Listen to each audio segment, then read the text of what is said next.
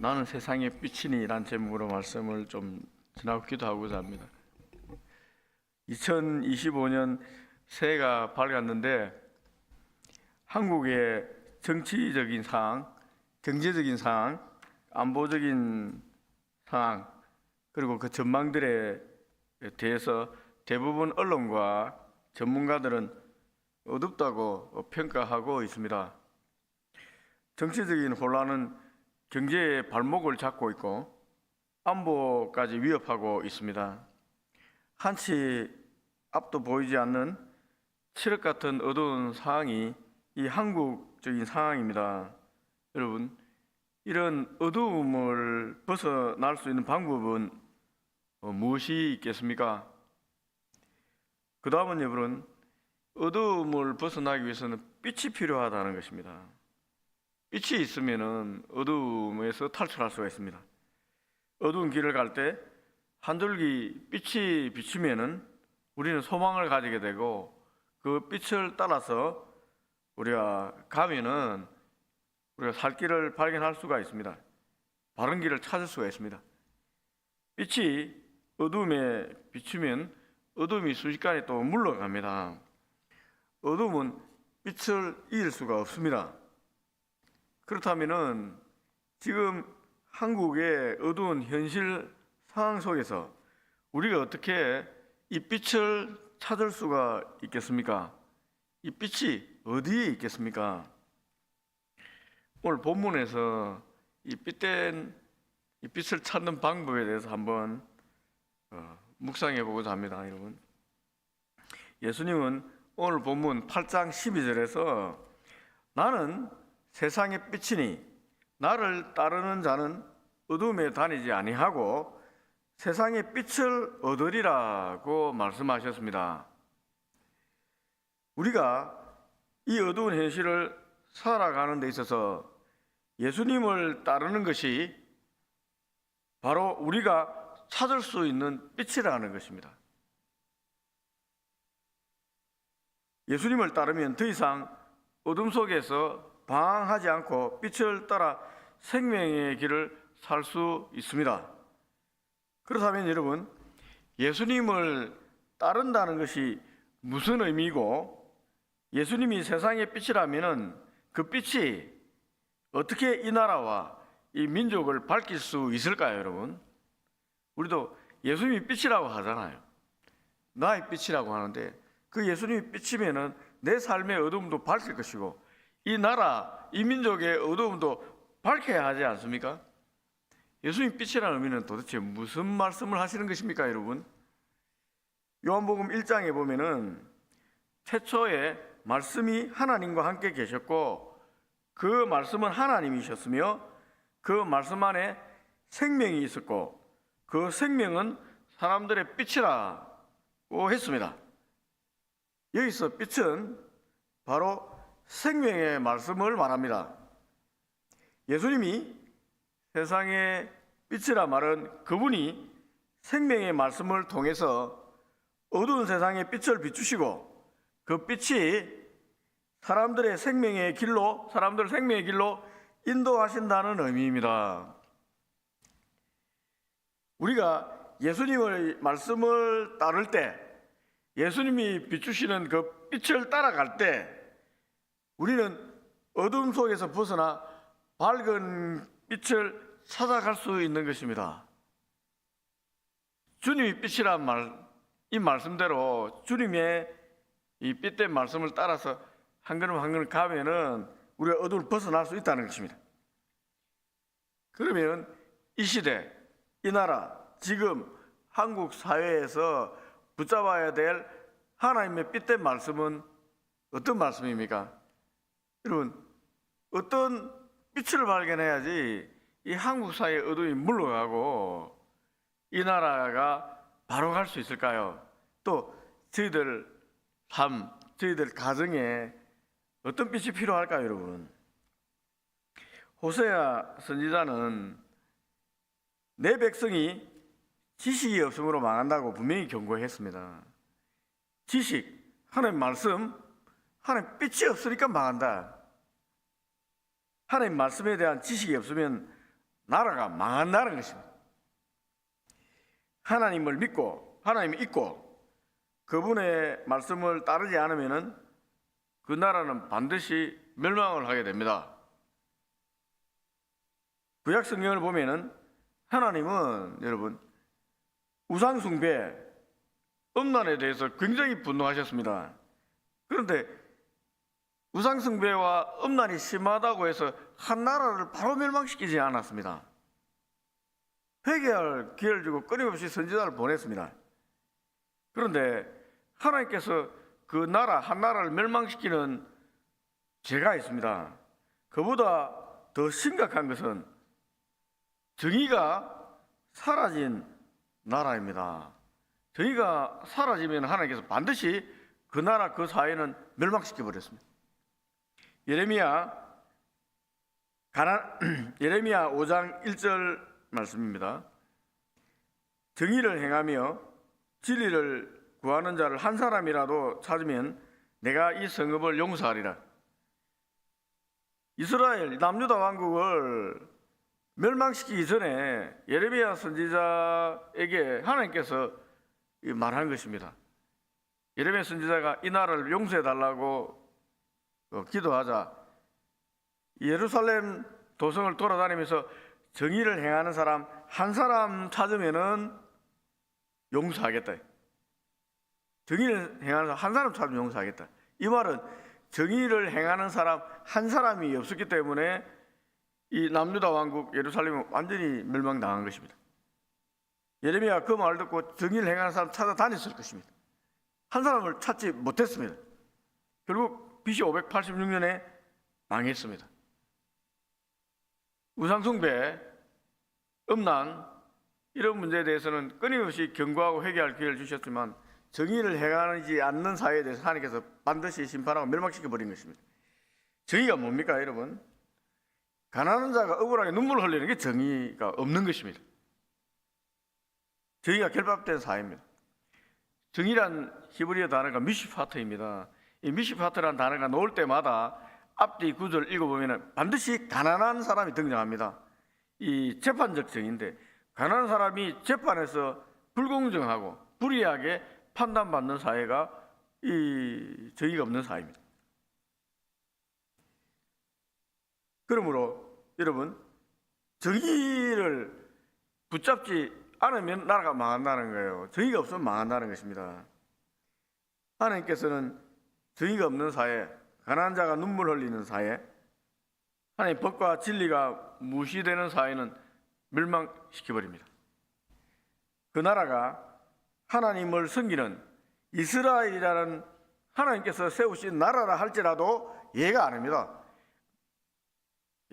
다 멸망시켜버리는 거예요.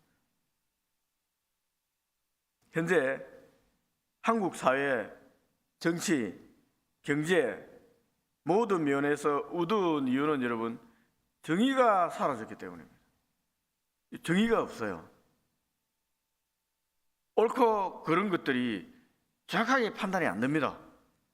혼란스러워졌어요. 그러니까 지금 위기가 계속 지속되고 있는 것입니다. 정치, 경제, 사법부 모든 면에서 불이합니다. 불공정합니다. 우리가 뉴스에서 계속 보고 있잖아요.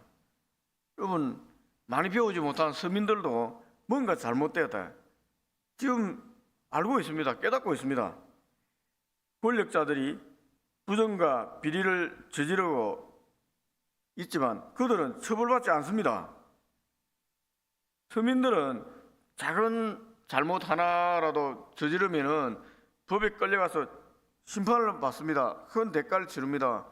저희도 한번 설교할 때 얘기했지만 저희 교회에서도 우리 성도들 중에도 돈 10몇만 원이 없어서 감옥살이 몇 개월 하고 나온 분이 있습니다. 돈 10몇만 원이 없어서 그렇습니다. 그런데 지금 이 나라 법을 보면은 우리가 보잖아요, 여러분. 수십억, 수백억, 아니 어떤 사람은 수천억을 했는데도 지금은 끄떡없습니다. 단적인 예로 힘 있는 국회의원은 분명히 죄를 지었고 죄라고 판결을 받습니다. 그러나 국회의원 임기가 끝나야지 판결을 받습니다. 그 판결도 대충 기소유예 비슷하게 해서 그냥 풀려나는 판결을 받습니다. 지연된 정의는 정의가 아니다라고 떠들고 있지만은 지금 계속 지연되고 있잖아요. 없는 서민들은 가면 바로 판결입니다. 뭐 어떻게 한가할 힘도 없어요. 많이 못 배우고 돈도 없고 권세도 없기 때문에 바로 법의 심판이 너무 냉정합니다. 여러분 얼마나 냉정한지 모르는 법이. 그런데 가진 자들에 대해서는 법이 얼마나 관대한지 모릅니다. 우리 지금 뉴스에 나오고 있는 모든 혼란이 다 법에서 이러잖아요. 여러분 법은 정의를 수호하는 최후의 보루입니다. 사법부가 정의롭지 못하다고 판단되면 신뢰되면 나라 망하는 것입니다. 사법부의 판결을 국민들이 신뢰하지 못하는 순간 나라는 존립할 근거가 사라지는 것입니다.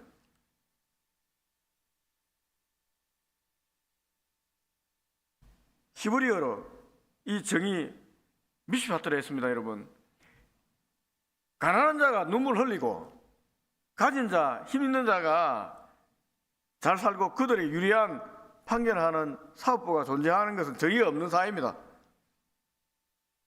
지금 한국 사회가 그렇습니다. 한국 정치판을 볼 때 그렇고 한국의 이 헌법 재판소의 판결 그리고 모든 판결들 다 볼 때 힘의 싸움입니다.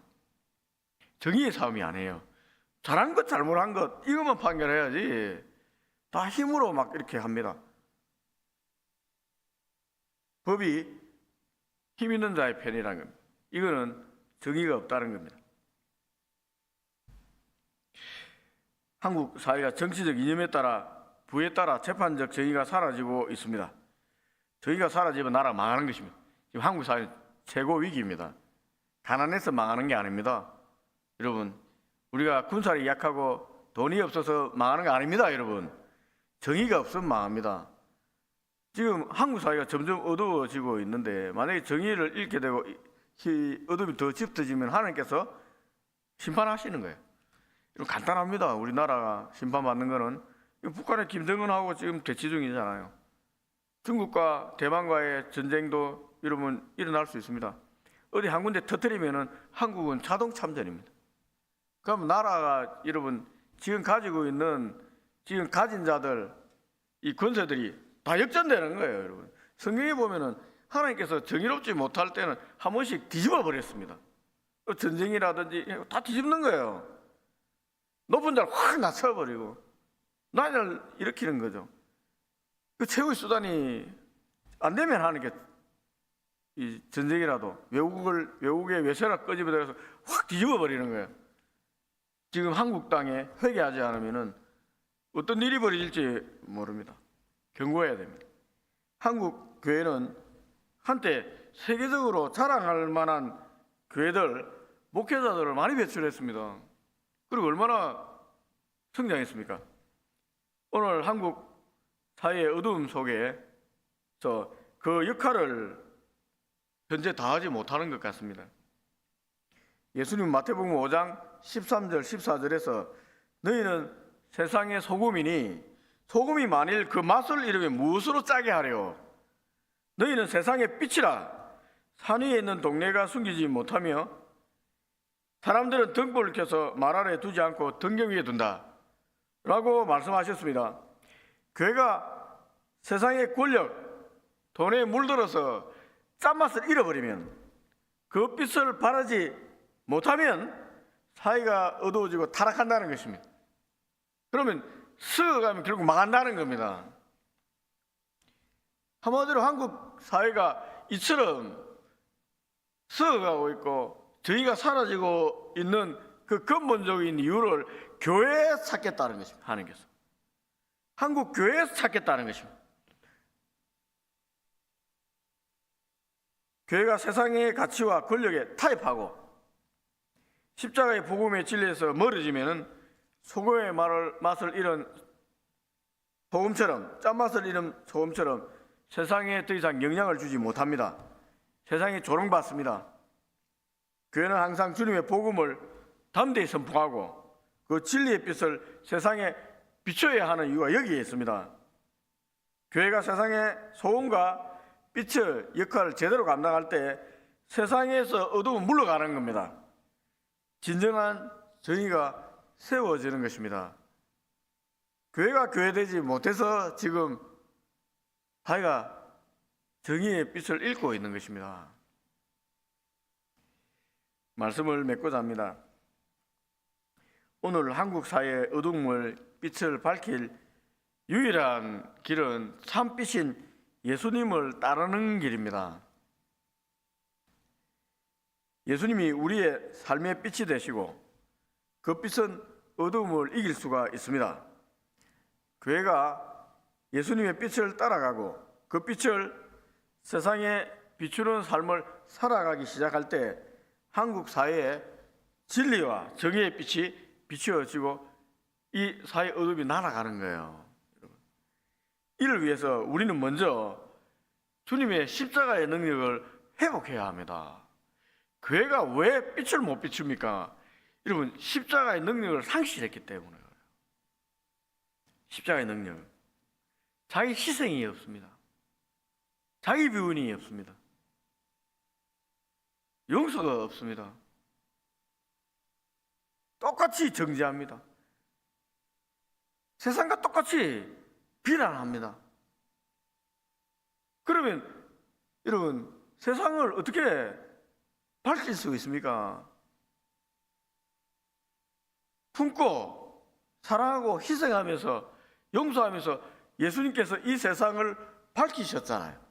우리를 빛으로 인도하셨잖아요. 그런데 이 교회가 주님의 십자가의 능력을 상실하고 비난하고 죽이고 하는데 동참하고 있는 것입니다. 십자가의 능력을 회복해야 됩니다. 깨끗함을 회복해야 됩니다. 내가 손해를 보더라도 아닌 것 아니다, 틀린 것 틀리다, 맞은 건 맞다 해야 됩니다. 여러분, 옳은 길 갈 때 비난받잖아요. 오늘 본문에 보면 예수님께서 하나님 아들 참된 빛이라고 얘기하니까 계속해서 바리새인들, 종교 지도자들이 와서 시비를 걸고 있지 않습니까? 왜 네가 빛이냐? 자꾸 시비를 걸고 죽이려고 하지 않습니다. 우리가 주님이 빛이다, 정의를 얘기하면은 교회를 죽이려고 계속 언론이고 정치권이고 계속 욕할 것입니다. 그렇더라도 십자가를 지고 가야 됩니다. 빛을 발해야 됩니다. 틀린 건 틀리다 하고 아닌 것 아니다 해야 됩니다. 여러분, 진영 논리가 아닙니다. 주님의 빛대로 내가 손해봐도 주님 하나님의 영광을 위해서 틀리면 틀리다 해야죠. 비난받더라도 계속 그렇게 얘기하고 가야 됩니다. 근데 어느 순간부터 사람 눈치를 보고 교회가 이 눈치 저 눈치 보면 말을 못하는 거예요. 벙어리가 돼. 입이 있어도 말을 못하는 거예요. 에스겔 선지자에게 경고한 그대로입니다. 네가 경고하지 않으면 그 책임을 너에게 묻겠다. 한국 교회에 하나님께서 책임을 물을 겁니다. 침묵한 교회들 하나님 책임 앞에, 심판 앞에 설 겁니다. 교회가 여러분입니다. 교회가 접니다. 여러분입니다. 믿는 사람들이 교회입니다. 여러분들 자기 삶의 현장에서, 삶의 자리에서 틀리면 틀리다 하고 아니면 아니다 하고 십자가의 능력으로 여러분 버티고 또 사랑으로 품고 용서하고, 용서는 아닌 건 아니다 한 다음에 용서해 주는 겁니다. 공의와 자비를 내포한 것이 십자가의 능력입니다. 십자가의 능력을 회복할 때 교회가 짠맛을 회복하게 되는 것입니다. 빛을 회복하게 되는 것입니다. 한국 사회의 진리의 빛을 비추고 이 나라를 다시 한번 살릴 수 있는 유일한 희망이 교회에 있습니다. 여러분, 오늘 새벽에 저희들부터 먼저 깨어서 이 나라를 살릴 빛을 회복하게 해달라고, 내 가정을 살릴 빛, 우리 사회를 살릴 빛, 이 나라를 살릴 빛을, 정의를, 사랑을 회복하게 해달라고 한번 십자 앞에 나가서 간절히 기도하기를 바랍니다. 기도하겠습니다.